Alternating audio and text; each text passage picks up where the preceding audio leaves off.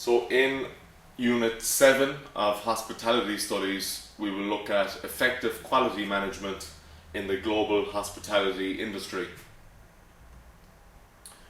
Our objectives for this lesson are to be introduced to the characteristics of service products, to define service quality, to investigate technical and functional quality, to measure and analyze quality standards, to identify methods of managing quality, to be introduced to quality standard certifications, to explain quality consideration in relation to global hospitality, and to be familiar with tools of how to measure quality. The topics which we will cover are the definitions of quality, attributes of service quality, total quality management or TQM, quality standards certifications, and the internationalization of quality. So let's look at the definitions of quality. Quality is important to all organizations in any sector. Consumers are now more demanding than ever before, and organizations must deliver, or the savvy customer has plenty of choice to take that business elsewhere. If the consumer is not happy with the product or service, they will choose a competing one. Quality gives an organization a competitive advantage and consequently greater revenue and profit. Bad quality or dangerous goods can lead to legal action, consumers suing companies, which inevitably leads to a bad reputation and a loss of business, resulting in the organization's collapse. What is quality? It is the totality of features and characteristics of a product or service that bear on its ability to satisfy a stated or implied need. The characteristics of service products. To be able to understand what quality means in the service sector, first of all, we need to understand the characteristics of services. The four characteristics of service products are intangibility, inseparability, perishability, and heterogeneity. Intangibility. This characteristic refers to service products not being a physical product. You cannot touch these products as you can a car or a can of soft drink. As you know, services, whether the provision of a holiday or frontline customer service, are an experience, and the nature of the experience depends on a number of factors.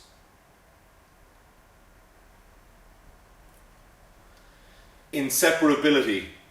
So production plus consumption equals inseparability. This means that production and consumption occur at the same time and cannot be separated. Therefore, the person who purchases the service product has direct experience of the production of the service, and the product is made at the same time it is being consumed.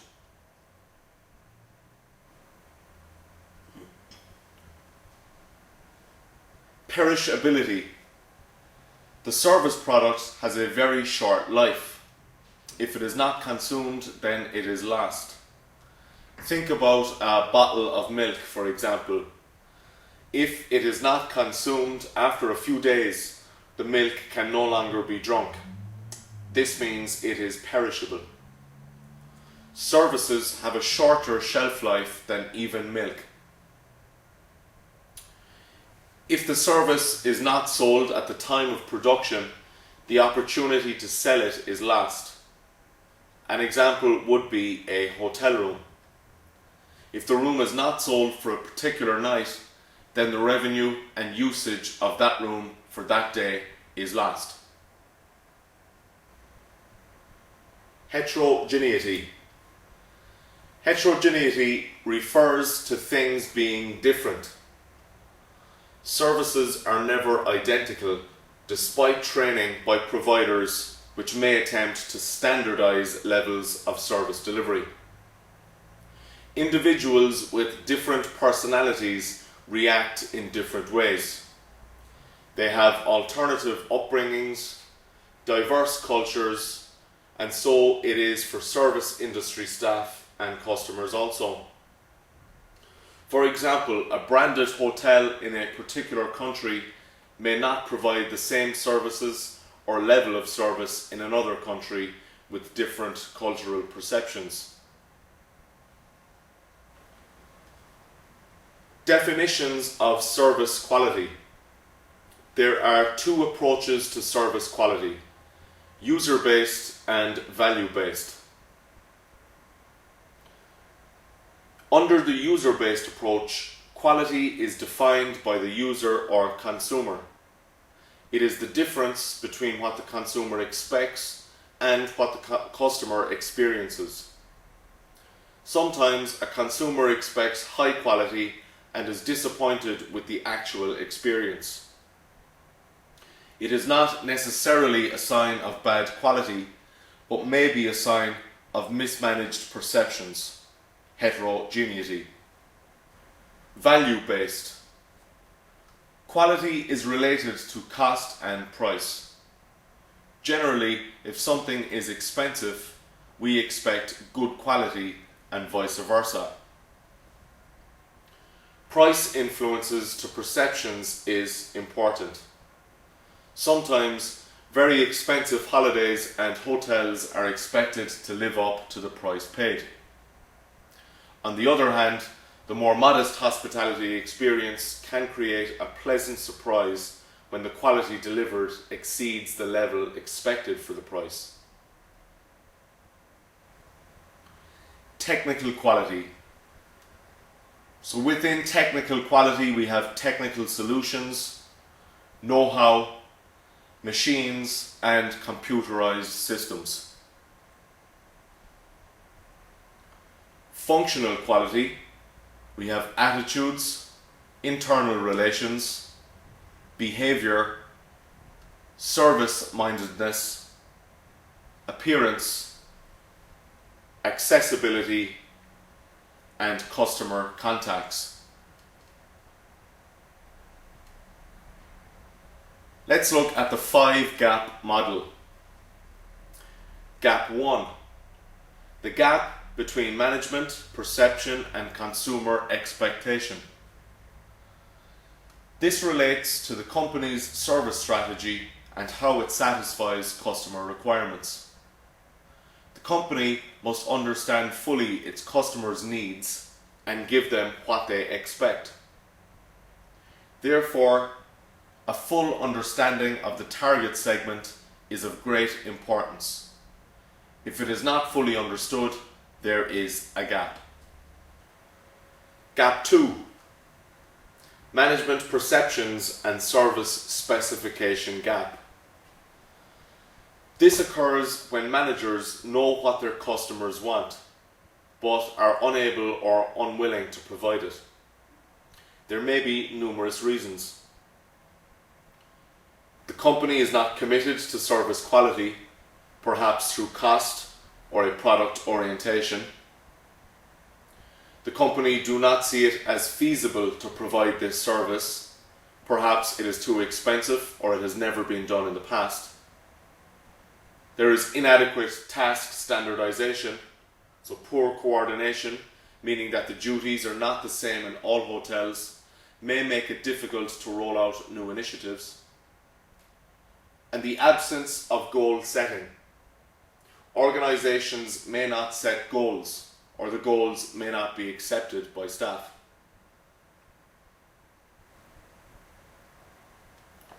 Gap 3. Service quality, specifications and service delivery, service performance gap. This gap occurs when management understands service delivery needs, but employees are unable or unwilling to comply. This can happen in employee-guest interaction if the employee does not provide a level of service the guest is expecting, such as a warm greeting or a response to a query. This gap may occur due to employees being overworked due to staff shortages or demotivated staff. To overcome this problem, the organisation must first of all find out and then analyse why the guest was dissatisfied. Guests will not always complain, so the organisation must seek out ways of encouraging feedback before the guest takes business elsewhere. It may then be the responsibility of the Human Resources Department to provide more training, hire more appropriate staff, or find ways to motivate employees. Gap 4. Service delivery and external communications gap. A gap occurs when an organisation promises more in external communications than it can deliver.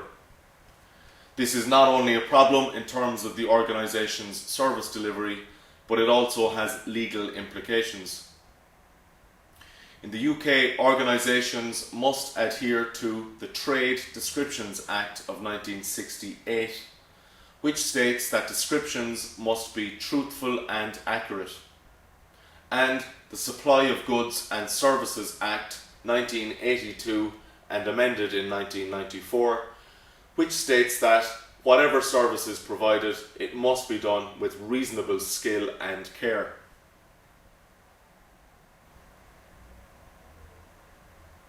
Gap 5.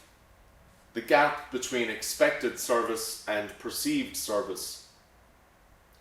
This gap relates to the difference between what was expected and what was perceived in the guest's mind. The technical and functional qualities of the delivery. If the guest receives a worse service than they were expecting, then they are dissatisfied. But on the other hand, a good quality service may match or ideally exceed customer expectations. Attributes of service quality. Attributes of service quality are very important to any service provider, but most particularly to the very competitive hospitality sector. If companies concern themselves with the attributes of service quality, this can lead to a competitive advantage over others. By exceeding customer expectations, customers return and increase profits for the company.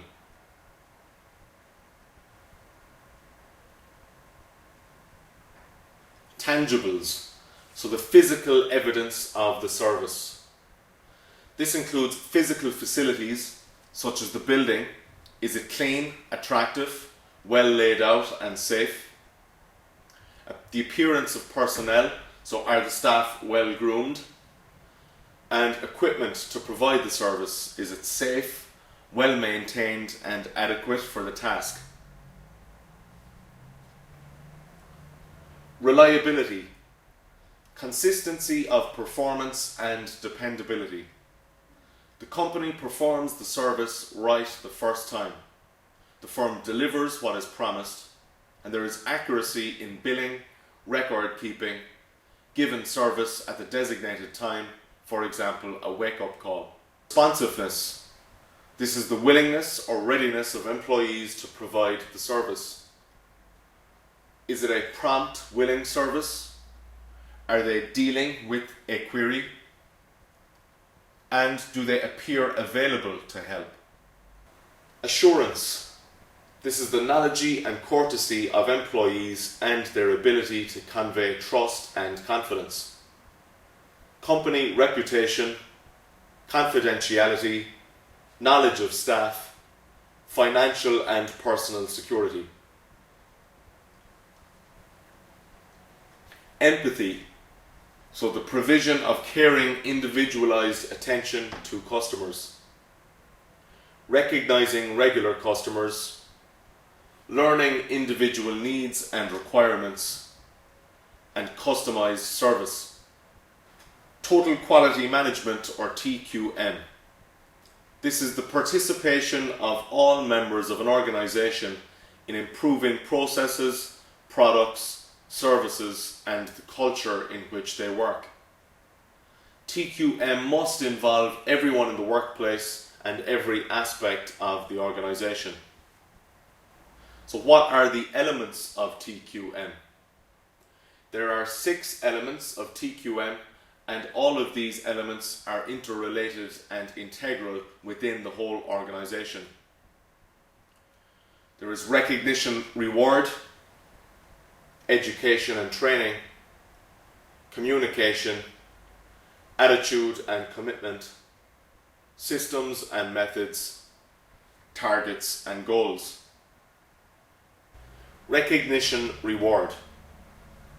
This relates to recognizing staff for achievements and acknowledging that their hard work and commitment has been noticed. It must apply to all staff and must not be discriminatory.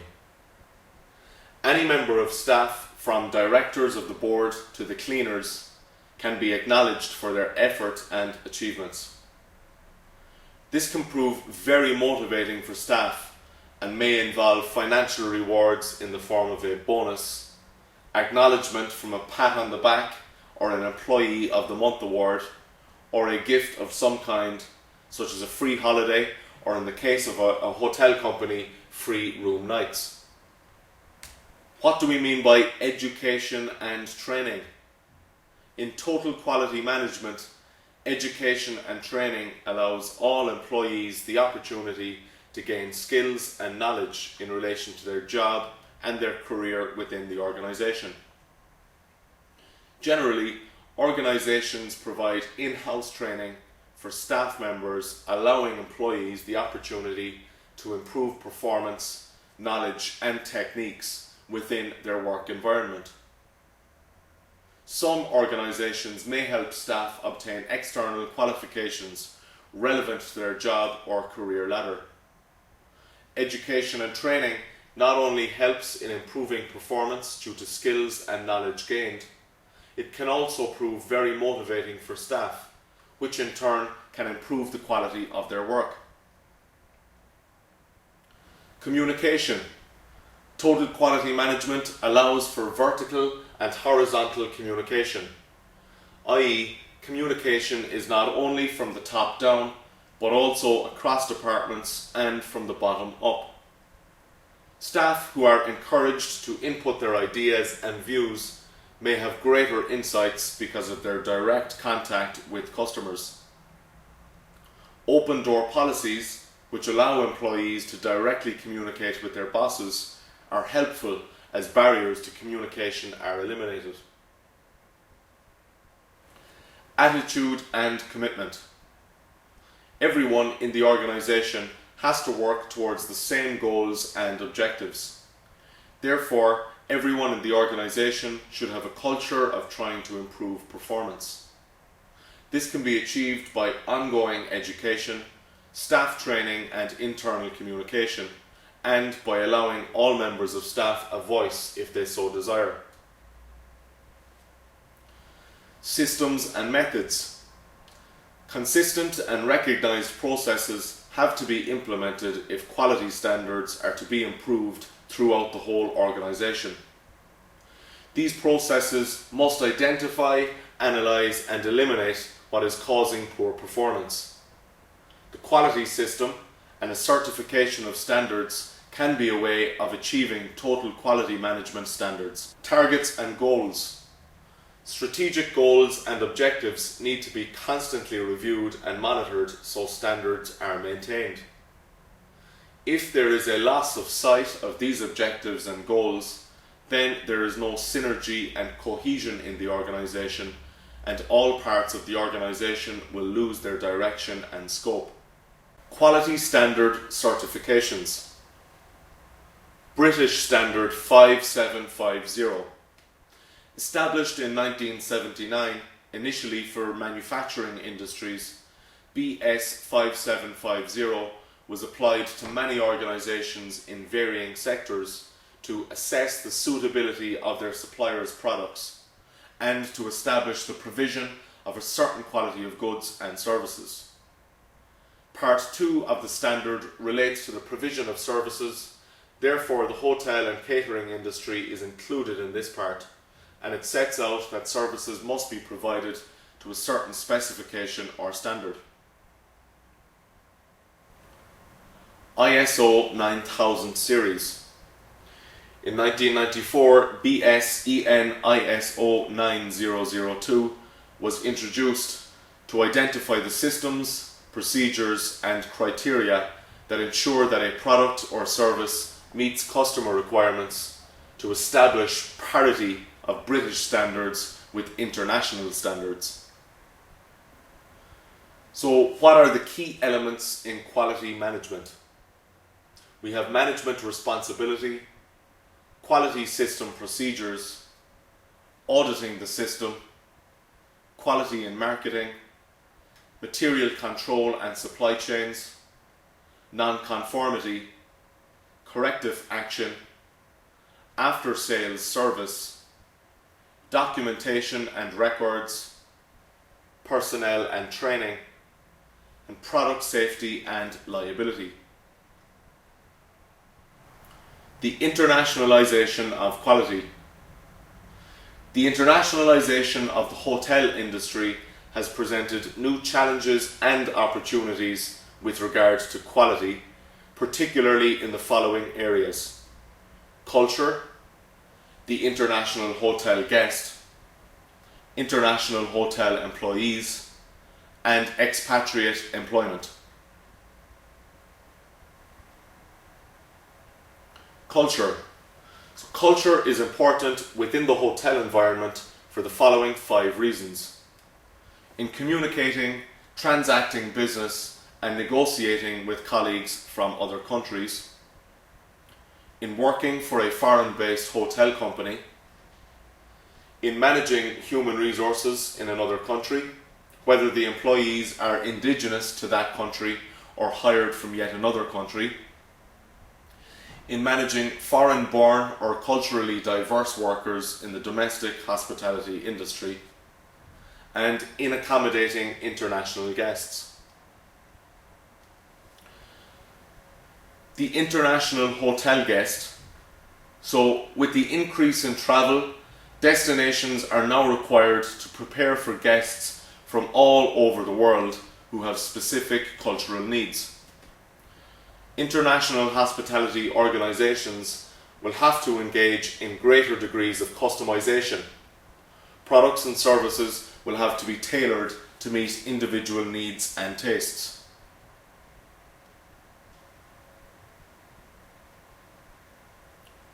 International travellers travel with their own cultural baggage full of expectations, values, preferences and habits. In receiving foreign guests, hotels are often faced with the challenge of reconciling local hospitality traditions with the home traditions of their guests. Some of the services that hotels can provide to accommodate international hotel guests. Menus can be translated, translation services are available, multilingual employees, bilingual literature menus, room directory of services, currency exchange, electrical adapters, and welcome letters in native languages. International hotel employees. Hotel workforces now tend to be much more homogeneous due to individuals migrating and travelling to new countries. In London hotels, it is likely that you will find employees from countries such as Germany, Poland, Portugal, Brazil, Philippines, South Africa, Australia, and Nigeria. This diversity provides many benefits for a hospitality operation. The advantages of international employees for an organisation means new experiences and perspectives, language exchange with host employees, the ability to assist with international customers, improves the image of the organisation, and has a cultural exchange with host employees. Hotels can accommodate international employees and achieve a higher standard of employee by taking time to learn about their cultures and backgrounds, taking note of dates of cultural or religious importance, providing meals that are more familiar to them whenever possible, and providing language lessons to assist with development and to improve internal communication. Can also provide facilities for them to communicate with home. Expatriate employment. The hotel industry provides many opportunities for individuals to travel and work. Many international hotel companies will employ managers from outside their countries. For example, many hotels in the Middle East and Far East will have European and North American executive chefs, food and beverage directors, and general managers. A common expatriate package for such positions may include a tax-free salary, salary in currency of individual's home country, furnished accommodation, and flights. Quality standards. Standards of performance or standard operating procedures. To assist with meeting customers' needs and wants, standards of performance must be created and implemented. Standards of performance help with consistency because they detail exactly what must be done and how it should be done. What are the advantages of performance standards for an operation? So we have consistency of service. It guides the employees in their work, used as a supervisory tool for training employees, a supervisory tool for evaluating employee performance, a management tool for measuring performance against competitors, and assists in allocating costs per task accurately. Examples of standards in a food and beverage operation may include how to clean cutlery, how to take a pre-dinner reservation, how to take a table booking over the telephone, how to complete a charge using a point of sale machine, how to open a wine, how to welcome a customer, how to carry plates, and how to deal with complaints.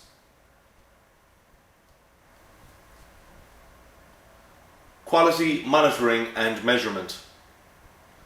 When an organisation has implemented quality tools to achieve quality products and service, it is vital to measure the success of the organisation in achieving quality or not achieving quality. Monitoring and measuring quality can be carried out in different ways. One way an organisation can approach this is by conducting research internally and externally. The service encounter and the customer's evaluation of the quality of this service encounter are critical to service business success. Quality monitoring and measurement. When an organisation has implemented quality tools to achieve quality products and service, it is vital to measure the success of the organisation in achieving quality or not achieving quality. Monitoring and measuring quality can be carried out in different ways. One way an organisation can approach this is by conducting research internally and externally. The service encounter and the customer's evaluation of the quality of this service encounter are critical to service business success.